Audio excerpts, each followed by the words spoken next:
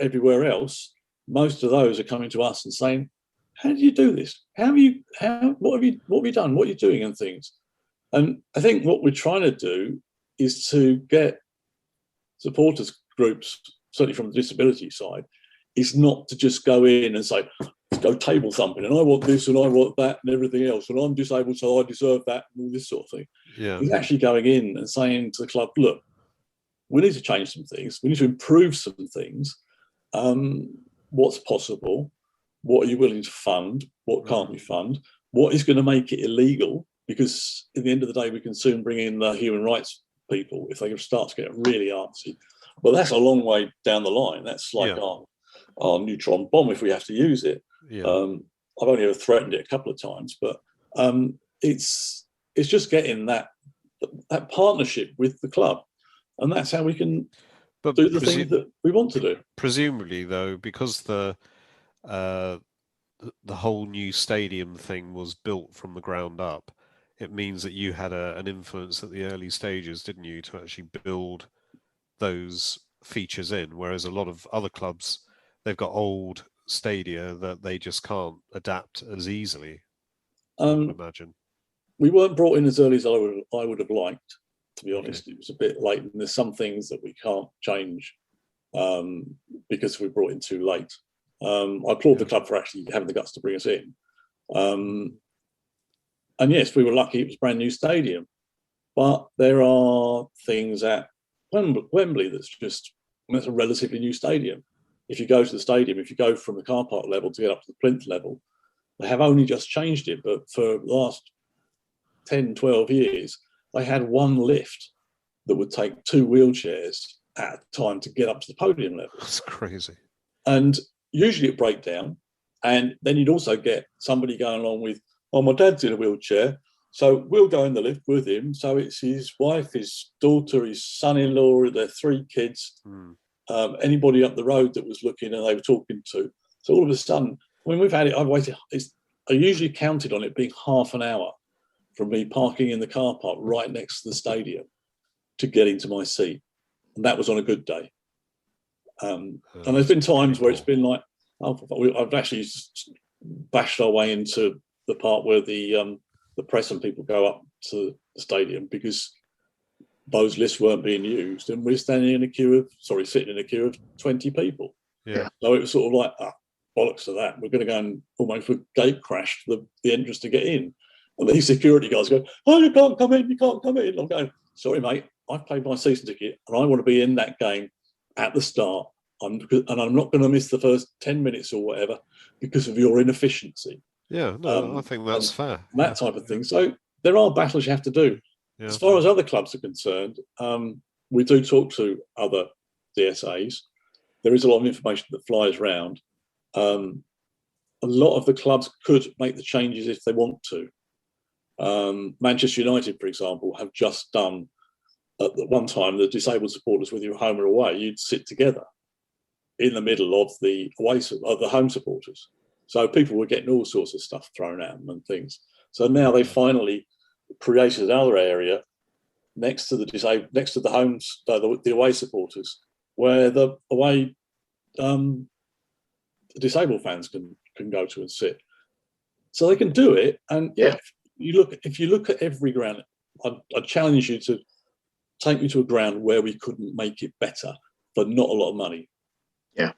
In the grand scheme of things. If they're not willing to spend £1,000 on making it right, but yet Harry gets however many times that for his weekly salary, then it's a bit like, really? We're supporters, we're paying the money in and everything else, so we should just be treated as normal.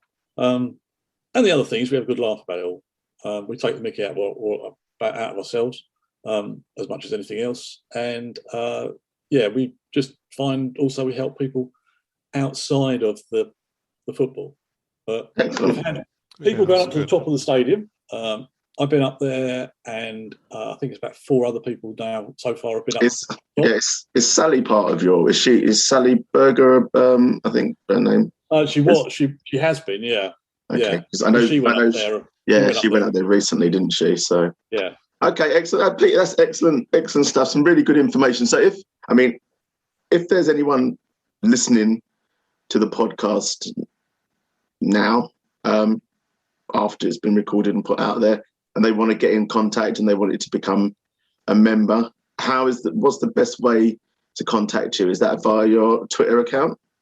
Either through the Twitter account or our Facebook group, or you can on the Ask Spurs section of the website, in that myriad of information that's there, there is a link to our membership forms.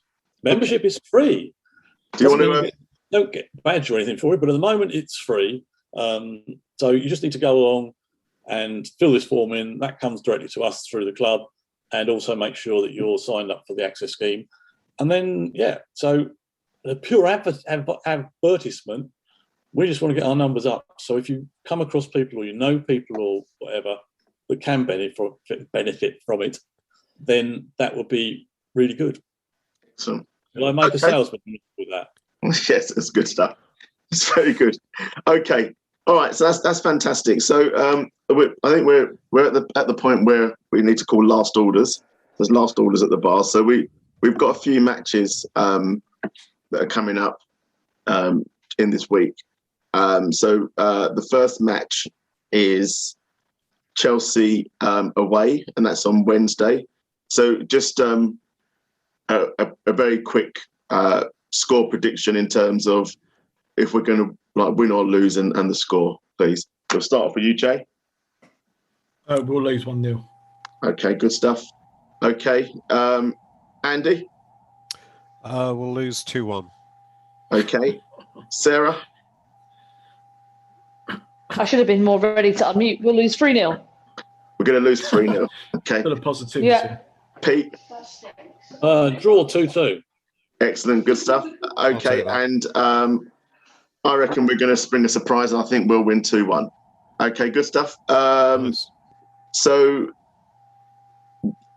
we've got on Sunday, I think it's got double header, Arsenal women and Arsenal men. So Sarah, we'll go to you. We'll win 1-0. Was that the wife behind you? No, that's my housemate. Okay, cool. Okay, fair enough. She's a dirty Newcastle fan. Okay. So yeah, I know. So you said we're going to win 1-0. Did you say? Win 1-0. What about the women? Lose 6-0. 1. 6-1. Okay, it's not so bad. Lose badly. Very probable. Good stuff. Good stuff. Andy? We'll win 17-0, and the women will also win 6-0. Fantastic. Happy days. Jay? We'll beat the Scum 3-0, and the women will draw 1-1. Okay, good stuff. Pete? On the men's one, I just hope we win, because my partner's son is an ardent Arsenal supporter, and so's that family. So, I mean, I did have to get him a birthday present last year, which was I got him an Arsenal shirt never had before. But it turned up, and I managed to find some heavy-duty plastic gloves and a mask and a visor to be able to take it out of the packet, because it was just like a toxic product thing. So, no, I'd like them to win. I would like them to win one, beat Arsenal. I think we can. I'd say, but 1, maybe 2-0. The women, again, I would like us to win, but I don't think we're up to Arsenal standard. Yeah, that's it. No, not at all. Okay, so I'd say we lose 3-0. Okay, good stuff. Okay, so I think we'll lose 5-1 with the women. I think the men will draw 1-1. Okay, good stuff. Okay, thank you very much. Is there a prize for this? There are no prizes. No. We just do this. Just do this for a bit of fun. Okay, so just last quick shout outs to Redemption Brewery, and also to Tottenham Pie and Mash, who I believe, after being flooded last week, should be open again this week. So they are, because I went there. Good stuff. Good stuff. Okay, so we've been the VARSide Spurs Pubcast. Thank you and good night. Thank you. Good night. Coys. Coys.